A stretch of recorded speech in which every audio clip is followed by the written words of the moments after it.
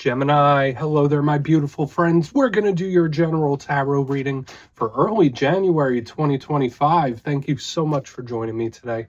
You know, I appreciate each and every single one of you. So let's get right down to business as always and start you off with an oracle card here, just so we can dip our toes into energy and see what's happening for the lovely Geminis.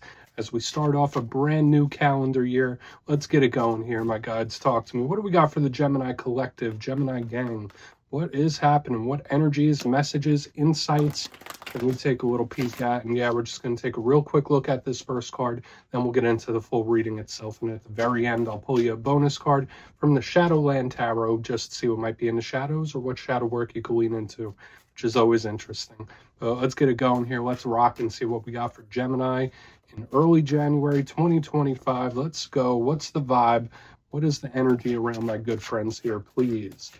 You know, your readings have been extra layered the past few weeks, so I'm expecting more of the same. I like this energy. I mean, there's a certain confidence and beauty to it. There's a subtlety as well. So to me, I just love the look of it, but there's a lot of messages that are contained within. It's also somebody laying low. So I'm not sure if you're laying low or it's somebody else. But before we fully dive into that, if you're new here, I'll be speaking about the January subscriber surprise towards the end. So you might want to check that out.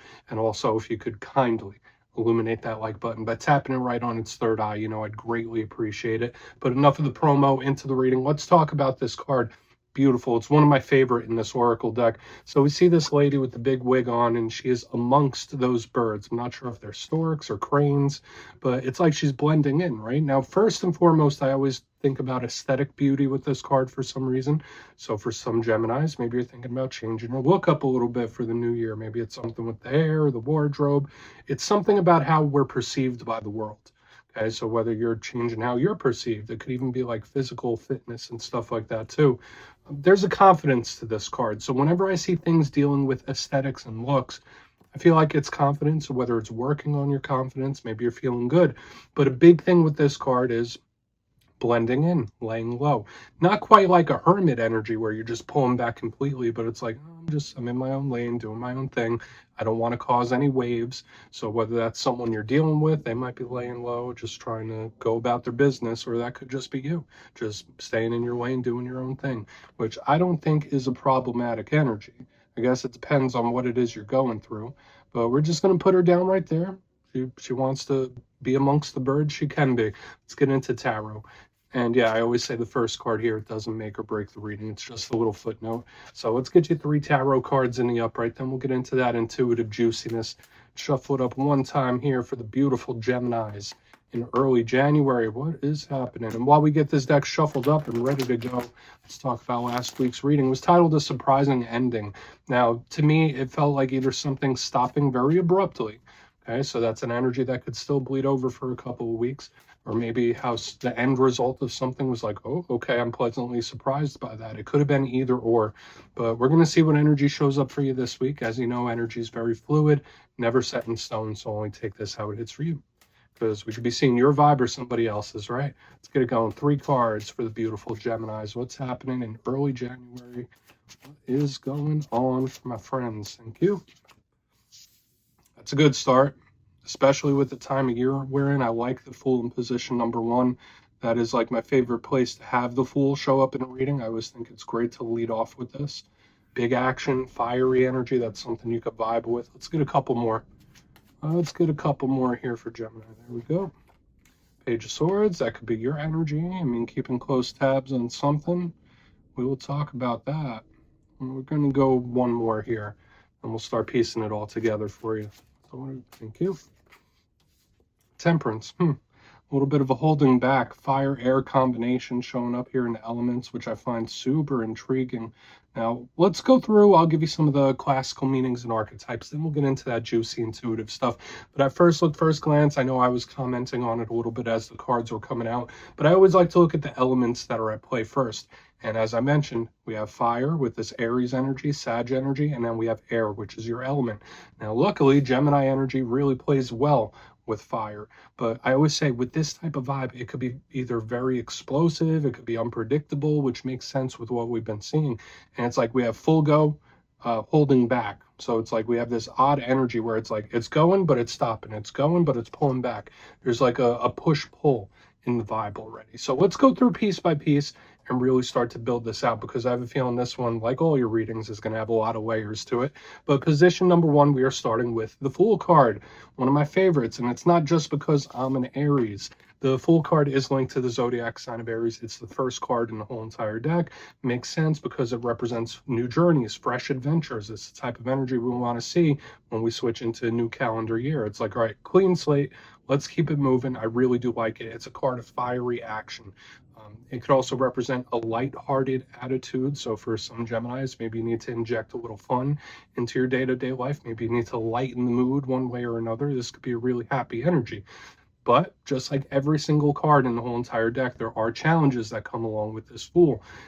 It could be a very spontaneous energy. So similar to like that last week where we saw a surprising ending, the energy of the Fool, look, he's about to walk off the cliff and that dog is trying to stop him. So it's like, all right, don't be too spontaneous. Maybe you need to pull your energy back a little bit, do something a little more plan-based, because this Fool card, especially with all the fire-air combination, it could be volatile, it could be unpredictable, it could be a little explosive. So we want to see what this is. But generally, I give the benefit of the doubt to this card. I feel like it's a good way to start. It has good intentions, and it's not stuck. Now, moving to the center, this could be an extra intriguing card, especially since this is a Gemini reading. And as I'm sure many of you know, Gemini is an air sign. So that is what this Page of Swords is as well. So in my simplistic style, it could just represent, when we clarify it, something that's coming towards you, something you may be experiencing in the very near future.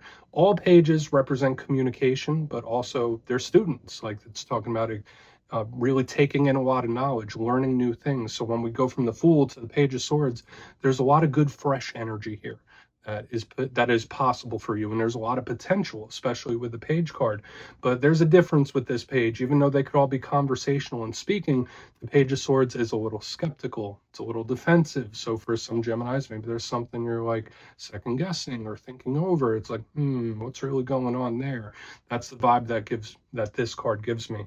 But also the Page of Swords, say it every time, it's the Watcher of the Tarot deck. So whether it's a situation that you really need to keep an eye on, whether it's a person that you're keeping an eye on, whether someone's keeping tabs on you, there could be some watching happening. There could even be some planning when this card is in the mix. Now, a big issue that comes with all pages and all fresh energy cards is that, like, yeah, there's a lot of potential, but it's not guaranteed, right? It is still a fresh energy. It's not fully matured just yet. Now, moving to the back end, this is where we get a little bit of a pullback. We have the Temperance card. Now, that does link to Sagittarius. That's your zodiacal opposite. They're on the other side of the wheel from you.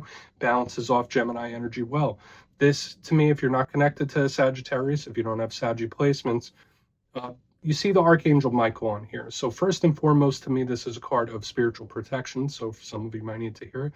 You're being spiritually insulated, spiritually protected. Maybe you need to protect your energy a little better when this card is here as well. But I think it's nice. It's like guardian angel type of energy to me as well. But Temperance is about purposely holding back from something.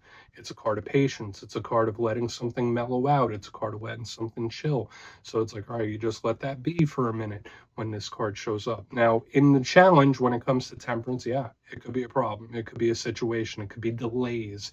It could be a stubborn energy when we look at the challenging aspects of this card, because it's like the inverse of the Fool. So it's like we have action and we have stoppages. It's like push, pull, back, forth, stop, go. So in this time, watch out for situations like that, where it's like, make a little progress, 2 steps forward, 1 step back, boom, boom, boom.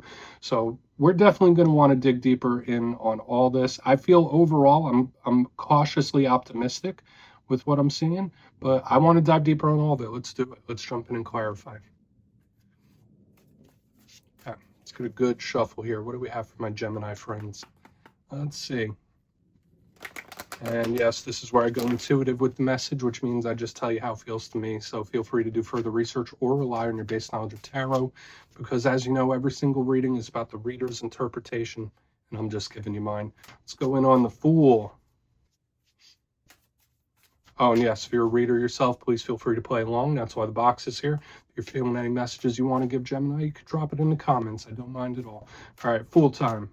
And yeah, again, with this fire-air combination, this could be really good. But what's the Fool here? Thank you. Wow. Okay.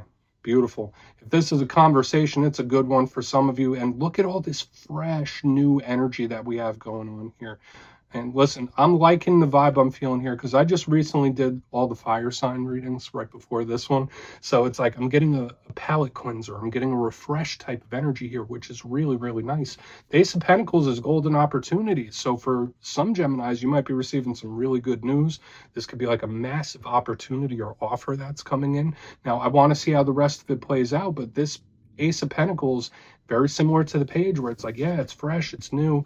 It's not guaranteed, but you need to make the most of it. So for some of you, just keep your eyes open this coming week. I feel like this is very, very claimable energy. A lot of conversational energy showing up here still. So I want to see as we move over what the complexion of this talk might be. But right here in the front, the Fool with the Ace of Pentacles, it's either massive opportunity or offer, or it's good news coming in. So I like it. I feel like it's good. I feel like we don't need to overcomplicate it. Now, for some Geminis, maybe it is something where at first it seemed perfect, where it's something where it's like, yeah, all right, this looks perfect. So let's see how it shows up through the rest of the reading. But again, I have like this nice clean slate type of energy in the front so far. So let's keep moving. Let's keep it moving here. Why is the Page of Swords in the mix? What do we have for my Gemini friends? Thank you. All right, waiting on. All right, this could be a totally different situation I'm picking up here in the center.